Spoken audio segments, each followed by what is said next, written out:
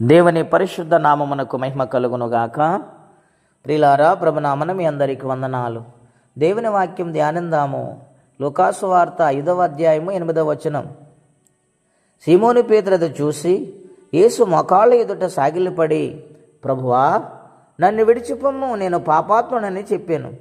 దేవుని బిడ్డలారా, ఉదయకాల సమయంలో పరిశుద్ధాత్మదేవుడు మనందరితో మాట్లాడునుగాక. యేసుక్రీస్తు వారు శరీరధారి ఉన్న దినాలలో ఆయన బోధిస్తూ ఉన్నారు. పేతురు దోణెను నడిపిస్తూ ఉన్నాడు. తన బోధ ముగించిన తర్వాత పేతురు గారిని దోణె ముందుకు నడిపించి వలవేయమని చెప్పినప్పుడు ఆయన, ఏలినవాడా, రాత్రి మేము ప్రయాసపడ్డాము, రాత్రంతా ఉపయోగమేమీ లేదు, అయిను నీ మాట చెప్పున నేను వల వేస్తానని చెప్పారు. వల వేసిన తర్వాత ఆశ్చర్యపోయాడైనా.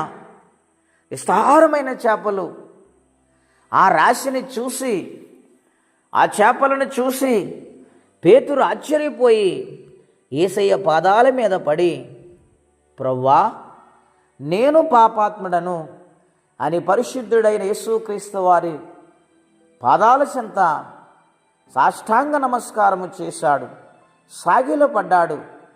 ఎంత తగ్గింపు జీవితం అండి! పేతురు తన స్థితిని ఒప్పుకుంటున్నాడు. యేసుక్రీస్తు ప్రభువారు మాటకు లోబడ్డాడు. ఆయన చెప్పినట్టు చేశాడు గనుక ఆ ఆశ్చర్యాన్ని చూసి వెంటనే ఆయన పాదాల చెంత ఒదిగిపోయాడు. ప్రియులారా, దేవుడు చేసిన కార్యాలు ఎన్నో మనం అనుభవిస్తున్నాం. ఆయన పాదాల చెంతపడి మనం మొర్రపెట్టగలుగుతున్నామా? దేవుని సందులో నమ్మకంగా జీవిస్తున్నామా? పేతురు గారు అంటున్నాడు, నేను పాపినంటూ ఉన్నాడు. పాపములు క్షమించుటకు యేసుక్రీస్తు లోకానికి వచ్చాడు. ఆయన క్షమించే దేవుడు గనుక పేతురు గారిని భయపడవద్దు, నీవు ఇక నుంచి మనుష్యుల పట్టు జాలరిగిరిని మార్చేస్తానన్నాడు దేవుడు. ఈ ఉదయకాల సమయంలో దేవుని బిడ్డ, దేవుని ఎదుట మన స్థితిని ఒప్పుకుంటే, మన యథార్థత ఆయన చూడాలంటే ఆయన పాదాల పట్టుకుని బ్రతిమాలు వారిగా ఉండాలి. ఆయన సన్నిధిలో ప్రతి అపరాధం ఒప్పుకున్నప్పుడు ఎటువంటి సమస్య అయినా, ఎటువంటి పరిస్థితి అయినా మార్చగల దేవుడు ఆయన. ఈ ఉదయకాల సమయంలో వాక్యం వింటున్న ప్రియ సోదరులారా, దేవుని పాదాల పట్టుకుని లోబడి జీవించి ఆయన సన్నిధిలో నమ్మకంగా బ్రతికినప్పుడు ఆయనే సర్వసమృద్ధిని కలగ చేస్తాడు. అటువంటి విశ్వాసముతో ప్రతి ఒక్కరు ఉండాలని కోరుకుంటూ ఈ మాటలు ముగిస్తున్నాను. ప్రార్థన అండి. అత్యంత కృప కలిగిన దేవా, మహోన్నతమైన మీ నామం కొరకే వందనాలు. పేతురు గారిని ప్రభు మీరు వలమేమన్నప్పుడు ఆయన వేశాడు. విస్తారమైన చేపలు పడినప్పుడు తన స్థితిని ఒప్పుకున్నాడు. నేను పాపిని ఒప్పుకున్నాడు.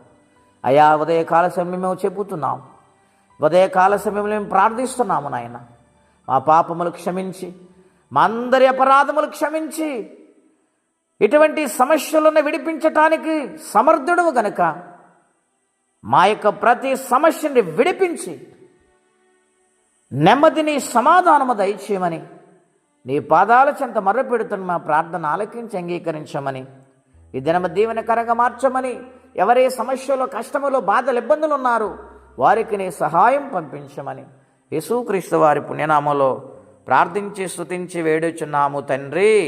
ఆమేన్. దేవుడు దీవించునుగాక. ఆమేన్.